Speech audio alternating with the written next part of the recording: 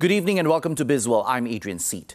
Bank Negara has decided to maintain the overnight policy rate OPR at 3%. In a statement, it said at the current OPR level, the monetary policy stance remains supportive of the economy and is consistent with the current assessment of inflation and growth prospects. The Monetary Policy Committee MPC said it will ensure that the policy stance remains conducive to ensure sustainable economic growth amid price stability.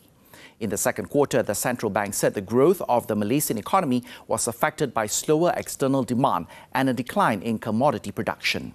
However, moving forward, growth is expected to continue to be driven by resilient domestic expenditure. It also added that continued employment and wage growth, particularly into domestic-oriented sectors, has remained supportive of household spending. The sixth and final MPC meeting for the year is scheduled to take place in November. Cradle Fund and Bursa Malaysia have inked a memorandum of collaboration to facilitate listings of local startups.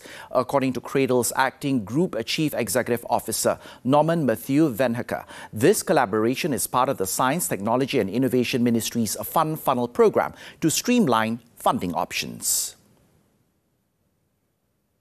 What we want to do here is to chart a clear path for all startups in Malaysia to be able to grow financially. So starting from Cradle's early stage grants all the way to listing at Bursa Malaysia.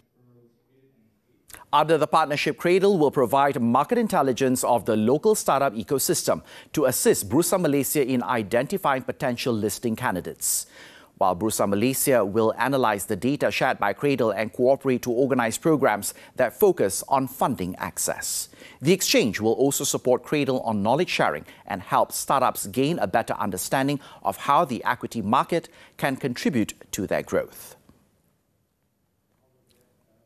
The proposed Urban Regeneration Act will streamline governance as it is currently being implemented through 9 different ministries and agencies.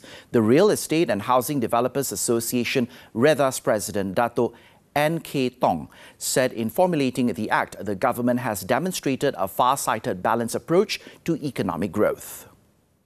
New Act will continue to reinforce Prime Minister Anwar's Madani concept, specifically in the area of good governance by having very clear and transparent guidelines, and in the area of sustainable development by ensuring that all rakyat will equally benefit as more economic opportunities are unlocked through this Act. He added that older buildings will be given a new lease of life even as newer buildings appear to fill the growing demand of urbanization. The conservation will also further protect the cultural and architectural heritage of the country.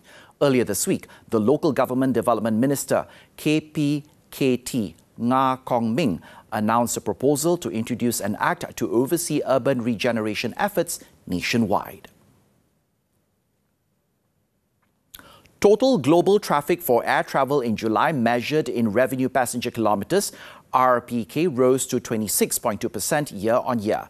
The International Air Transport Association IATA said the global traffic is now at 95.6% of pre-COVID levels. The trade association also said July RPKs were the highest ever recorded, strongly supported by surging demand in China's domestic market. Domestic traffic for the month rose above 21% year-on-year and was 8.3% above the July 2019 results. As for international traffic, it climbed almost 30% year-on-year, with all markets showing robust growth. Forward ticket sales also indicated that travellers' confidence remains high. This week on Money Matters, smear campaigns against palm oil. How to put a stop to it once and for all. Expectation of a rise in crude palm oil production by year-end and addressing labour shortage in the palm oil sector. Join us with Malaysian Palm Oil Council Chairman Dato' Carl Back-Nielsen this Saturday at 5 p.m.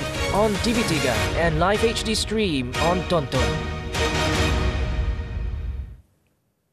And that's all the time we have for Bizworld this time around. I'm Adrian Seet. Thanks for investing your time with us and stay tuned.